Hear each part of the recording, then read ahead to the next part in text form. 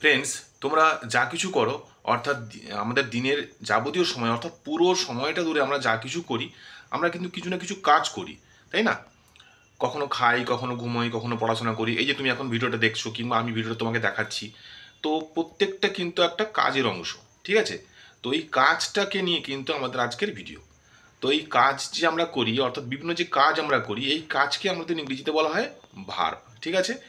তো ভার্ব হচ্ছে অনেক রকম, আমরা তো অনেক রকম কাজ করি, অনেক রকম কাজ করি। কখনো শারীরিক কাজ করি, কখনো মানসিক কাজ করি, ঠিক আছে? মানসিক কাজ ধরো তোমরা পড়াশোনা করা, কোনো কিছু চিন্তা ভাবনা করা, এগুলোকে বলা হয় মানসিক কাজ। শারীরিক কাজ যেমন ধরো কোনো শারীরিকভাবে যদি কোনো কাজ করি, সেটাকে বলা হয় শারীরিক কাজ। তো এই যে বিভিন্ন রকমের কাজ, সেই কাজকে বলা হয় এক কথায় ভার্ব, ঠিক আছে? ইংরেজিতে বলা হয় ভার্ব। এই ভার্বের কিন্তু অনেক রকম ভাগ রয়েছে। কোনো বাক্য আমরা যখন লিখি ইংরেজিতে, কোনো বাক্য কিন্তু ভার্ব ছাড়া গঠন হতে পারে না, অর্থাৎ ভার্ব বিহীন কিন্তু কোনো বাক্য হতে পারে না। তাহলে ভার্বের গুরুত্ব রয়েছে সেন্টেন্সের মধ্যে, অর্থাৎ বাক্যের মধ্যে। তাহলে একটা বাক্যকে আমরা যখনই লিখতে পারবো সম্ভব হবে যদি আমরা ভার্বটাকে তার মধ্যে বসাই। তাহলে ভার্বটাকে কোথায় বসাবো এবং কোন স্থানে তার ব্যবহারগুলো করব, কিভাবে করব, তাহলে সেই সম্পর্কে কিন্তু আজকে ভিডিওটা তোমাদের থাকছে। তো তোমরা ভিডিওটা পুরোপুরি দেখো, দিলে তোমাদের ভার্বের সম্বন্ধে পুরোপুরি ধারণা একেবারে ক্লিয়ার হয়ে যাবে, ঠিক আছে? এবং ভার্ব সম্বন্ধে কিন্তু কোনো আর অসুবিধা থাকবে না। তো তোমরা ভিডিওটা পুরোপুরি দেখতে থাকো। চলো ভিডিওটি শুরু করি। তো আজকের ক্লাসটা আমাদের ভার্ব নিয়ে আলোচনা করব, ঠিক আছে? তো গ্রামার যে সিরিজ চলছে, তো সেই সিরিজে আমাদের আজকের ক্লাস হবে ভার্ব। খুব সহজে একদম ভার্ব জিনিসটা কি তার একেবারে বেসিক নিয়ে এই ভিডিওটা হয়েছে। বিস্তারিত বা যেটা ডিটেলস ভিডিওটা পরে আসবে।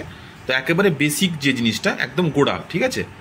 তো সেই বেসিক জিনিসটা আমরা আজকে এই ভিডিওতে শিখব। তো দেখো, তো ভার্বটা কি? ভার্বকে আমরা বাংলাতে বলি ক্রিয়াপদ, ঠিক আছে?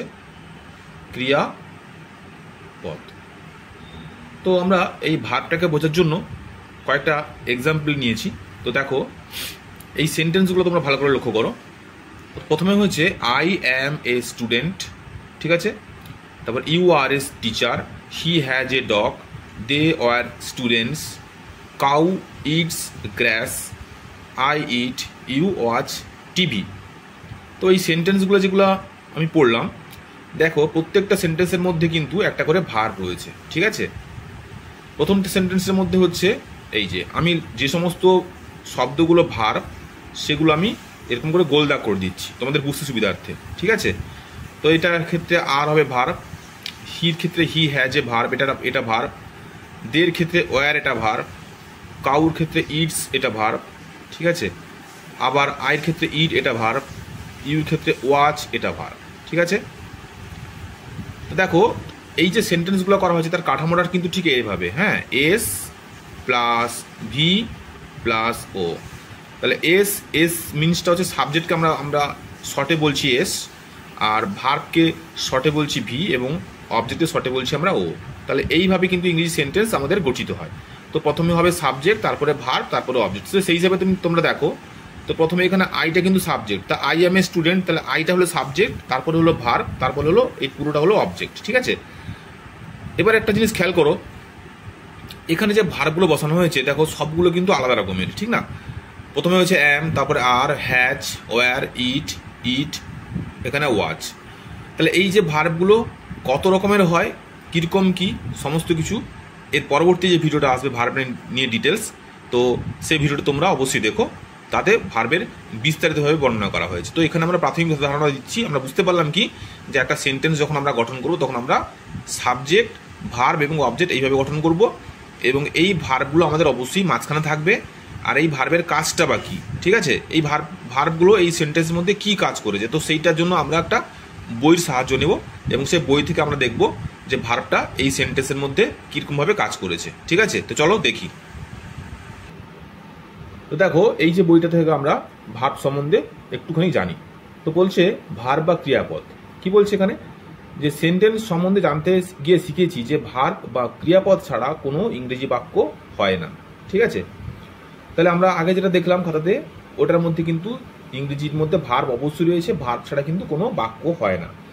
আমরা বাংলায় বলি আমটি মিষ্টি, কিন্তু ওই কথাটি ইংরেজিতে অনুবাদ করলে দাঁড়াবে ম্যাঙ্গো ইজ সুইট, ঠিক আছে? দেখো এখানে ইজটা কিন্তু ভার্ব, তাহলে এই ইজটা হচ্ছে হয়, এখানে ইচ শব্দ বা ওয়ার্ডটি একটি ভার্ব বা ক্রিয়াপদ, যেটা বাংলায় বাক্যে আমরা উজ্জ বা অনুক্ত রাখি। মানে আমরা এখানে ইজের অর্থ হচ্ছে হয়, তো এই হয়টা কিন্তু আমরা কখনো বাংলায় এরকমভাবে বলি না যে আমটি হয় মিষ্টি, এরকমভাবে কিন্তু বাংলা আমরা বলি না। আমরা বলি আমটি মিষ্টি, কিন্তু ইংরেজিতে লিখতে হয় দি ম্যাঙ্গো ইজ সুইট। তো আমরা বলি না আমটি হয় মিষ্টি। তাই বাংলা বাক্যে অনেক সময় ক্রিয়াপদ উল্লেখ না করা হলেও ইংরেজি সেন্টেন্সে শুদ্ধভাবে বলতে বা লিখতে গেলে প্রয়োজনীয় ভার্বের উল্লেখ করতেই হবে। বুঝতে পারলে যে ইংরেজিতে কিন্তু অবশ্যই কোনো সেন্টেন্স বা বাক্য আমরা যখন লিখবো তখন কিন্তু অবশ্যই একটা আমাদের ভার্ব লাগবেই। ঠিক আছে, এখানে কতগুলো উদাহরণ দেওয়া হয়েছে দেখো। বলছে ছেলেটি শান্ত, দি বয় ইজ জেন্টল, ঘোড়াগুলি দ্রুতগামী, দি হর্সেস আর সুইফট, আপনি শিক্ষক, ইউ আর এ টিচার, পতঙ্গটি বিষাক্ত, দি ইনসেক্ট ইজ পয়জনাস।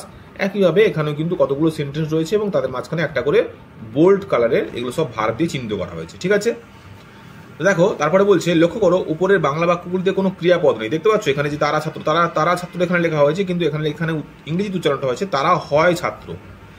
এখানে ছেলেটি শান্ত, এখানে কিন্তু কোনো হয় লেখা নেই বাংলার মধ্যে, কিন্তু ইংরেজিতে অবশ্যই লেখা হয়েছে ইজ মানে হয়। তাহলে দি বয় ইজ জেন্টেল। ঠিক আছে, সেই হিসাবে বলছে এখানে যে ইংরেজিতে সেগুলিতে অনুবাদ করার সময় প্রত্যেকটি সেন্টেন্সে টু বি ভার্বের উপযুক্ত রূপটি অর্থাৎ অ্যাম, ইজ ও আর ব্যবহার করা হয়েছে। ঠিক আছে, যদি তা না করা হতো তাহলে ইংরেজি সেন্টেন্সগুলি গ্রামারের বা ব্যাকরণের দিক থেকে একেবারে অশুদ্ধ হতো। তো আমরা যে সেন্টেন্সগুলো আগে দেখলাম বা এবারেও দেখতে পাবো, এখানে কিন্তু আমরা অ্যাম, ইজ, আর অর্থাৎ টু বি ভার্ব বলে একটা ভার্ব রয়েছে। তো সেটা আমরা পরবর্তীকালে ডিসকাস করবো, তোমরা দেখো। তো সেই বি ভার্ব কিন্তু এখানে লাগানো হয়েছে। ঠিক আছে, তো সেগুলো যদি না করা হতো তাহলে কিন্তু কোনো বাক্য থাকতো না বা সেন্টেন্স গঠন হতো না। ঠিক আছে, তাহলে আগেরগুলো হচ্ছে টু বি ভার্ব লাগানো হয়েছে। এবার এই সেন্টেন্সগুলো দেখো একটু আলাদা, আগেকার থেকে একটু আলাদা। দেখো কি আছে, আমি খাই, আই ইট, তুমি গান গাও, ইউ সিং, সে চুল বাঁধে, সি ডাজ হার এয়ার, তারা কথা বলে, দে টক। ঠিক আছে, আমরা ঘুমোই, উই স্লিপ, তোমরা টিভি দেখো, ইউ ওয়াচ টিভি। তো এখানে যে কতগুলো বাক্য দেখলাম এগুলোর মধ্যে কিন্তু কোনোটাই আমাদের টু বি ভার্ব অর্থাৎ অ্যাম, ইজ, আর, ওয়াচ কিংবা ওয়্যার এগুলো ব্যবহার করা হয়নি। তাহলে এগুলো কি দেখো কি বলছে ওপরের প্রত্যেকটি বাংলা বাক্যে একটি করে কর্তা অর্থাৎ সাবজেক্ট। যেমন ধরো ইউ ডাজ হার হেয়ার, তো আমাদের এই সি ডাজ হার হেয়ার, তাহলে এখানে সিটা হচ্ছে সাবজেক্ট বা কর্তা, অর্থাৎ সে চুল বাঁধে। হ্যাঁ, যে কিছু করে তাকে কর্তা বলা হয়। এবং একটি করে ক্রিয়াপদ অর্থাৎ কর্তা যে কাজটি করছে সেটি কিন্তু আছে। ওই বাক্যগুলিকে যখন আমরা ইংরেজি অনুবাদ বা ট্রান্সলেশন করি তখন ওই নিয়ম মেনে চলা হয়।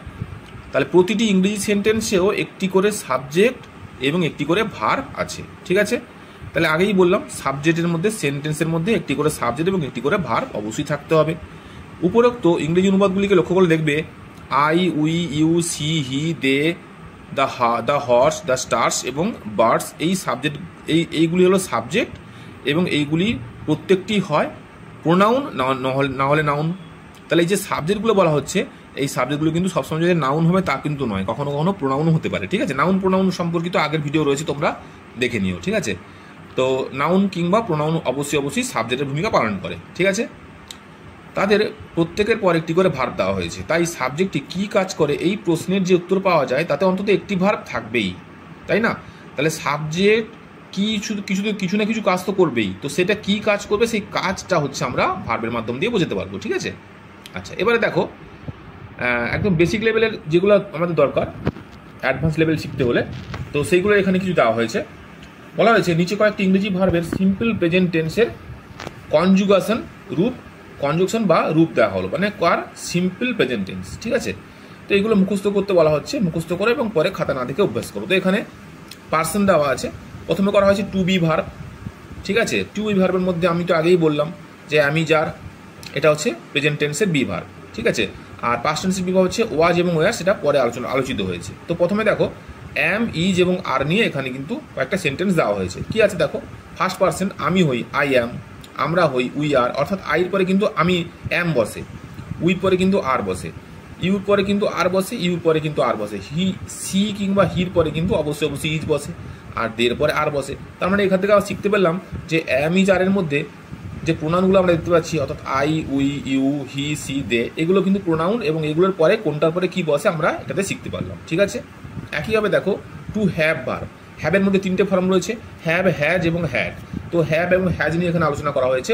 একইভাবে দেখো আইর পরে I have, we have, you have, she has, he has, they have. তার মানে দেখতে পেলাম যে হি এবং সি ছাড়া বাকি সবগুলোর ক্ষেত্রে কিন্তু আমাদের এখানে হ্যাভ আলোচিত হয়েছে, ঠিক আছে, বসছে এখানে। শুধুমাত্র হি এবং সি এখানে কিন্তু হ্যাজ বসছে, ঠিক আছে। এবারে দেখো সি ভার্বের ক্ষেত্রে সবগুলোর ক্ষেত্রে সি বসছে, কিন্তু কোনো কোনো হি এবং হি কিংবা সির ক্ষেত্রে কিন্তু সিস বসছে, এস বসছে, ঠিক আছে। এই এসটা কিন্তু কেন বসছে এর জন্য কিন্তু তোমাদের পরবর্তী ভিডিও দেখতে হবে, সিসটা এখানে এসটা কেন যোগ হয়েছে, ঠিক আছে। একইভাবে ডু দেখো সমস্ত ক্ষেত্রে ডু বসছে, I do, we do, you do এবং এখানে হি কিংবা সির ক্ষেত্রে দেখো ডাট বসছে, ডাচ। এটাও কিন্তু একইভাবে পরবর্তী ভিডিওতে আলোচিত হবে, ঠিক আছে।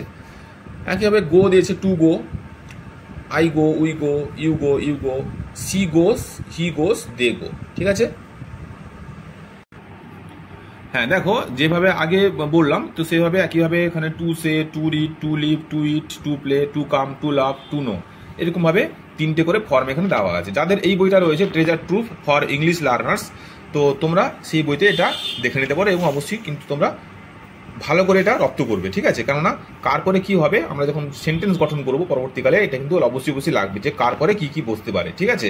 সবগুলো ক্ষেত্রে দেখো এখানে লাভ যদি বলি আমরা তাহলে I love, we love, you love, she loves, he loves আর দে লাভ, ঠিক আছে। সবগুলোই একই রকম সিস্টেম। তো যাই হোক, তো আজকের ছোট্ট ভিডিওতে তোমরা ভার্বের যে প্রয়োজনীয়তা এবং ভার্বটা কি আশা করি তোমরা বুঝতে পারলে।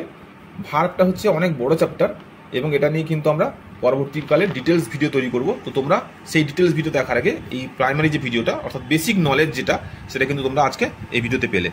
তো পরবর্তী ভিডিও দেখার জন্য তোমরা অবশ্যই চ্যানেলটিকে ফলো করো, সাবস্ক্রাইব করো।